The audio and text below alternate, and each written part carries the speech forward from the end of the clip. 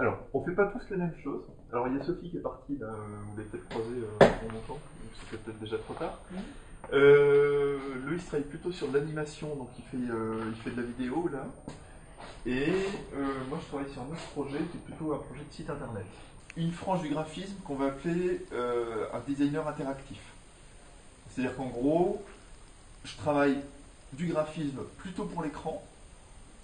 Et là, ces derniers temps, à la différence de Loïs qui travaille plutôt du graphisme animé, qui va aller sur une télé, donc qui va être regardé de manière linéaire, c'est-à-dire comme un DVD.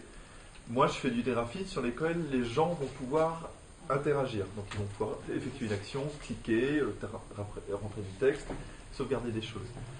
Un designer interactif, il peut sortir du cadre Internet, c'est-à-dire que nous, ça nous est arrivé de faire des bornes tactiles de très grand format, un peu une espèce d'énorme iPad par exemple. On avait travaillé pour Volkswagen à un moment. Donc ça, c'est pas du web design, puisque c'est pas sur Internet. C'était quelque chose qui était montré à l'aéroport à Orly. C'était pour montrer un peu les possibilités de la nouvelle voiture. On peut faire du jeu, donc à utiliser sur son téléphone ou sur une tablette tactile. C'est pas directement sur Internet non plus, donc c'est pas du web design. C'est-à-dire que le web design, on en revient à ça, il y a certains types de langages spécifiques pour le web qu'on ne retrouve pas forcément sur d'autres projets. Il y a plein de langues à apprendre. Il y a des langues qui servent à structurer du contenu, c'est-à-dire on dit voilà, ça c'est un paragraphe, ça c'est un titre, ça c'est une image. On va décrire ce que c'est. D'accord ? On décrit un peu la structure des éléments. Après, il y a un autre langage qui dit comment on met en forme la structure. C'est-à-dire, tiens, moi je veux que mon titre il soit gros et en lettres majuscules. Je veux que mon paragraphe, il y ait un espace de 2 lignes entre chacun des paragraphes. Ça, c'est déjà 2 langages différents pour faire ces choses-là. Et en web, il y a un 3e langage qui est là pour dire, tiens, si je clique sur tel élément, alors il se passe ça, mais si je clique sur tel autre, alors il se passe ça. C'est vraiment du langage. Alors après, le problème de ça, c'est qu'en fait, c'est de la dictée permanente, mais on n'a pas le droit de faire une seule faute. Parce que si on oublie un point-virgule, ça marche pas. Ça marche même pas.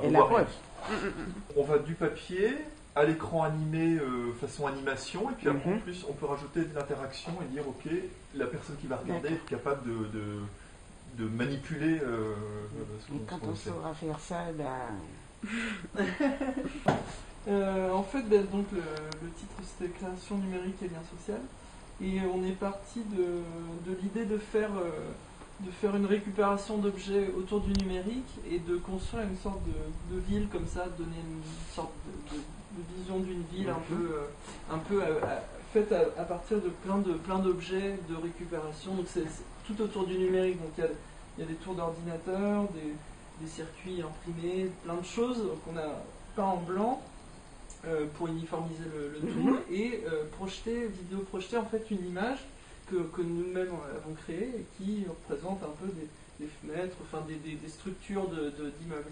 Et donc tout ça fait penser à une sorte de recyclage comme ça de ce que les gens auraient pu nous donner pour faire une image finale. Donc voilà, d'où le lien social par cette idée qu'il y ait plusieurs objets comme ça qui viennent dans un tout en fait et voilà, qui crée au final quelque chose qui est entre une vision futuriste, si on veut, d'une ville et un peu comme ça. Voilà, c'est ce que je dis, avec un mélange de projection sur du volume, un peu 3D. Enfin voilà, il y a un peu ça te fait rappel au ce qui s'appelle le caméra mapping, où on projette une image sur quelque chose en volume.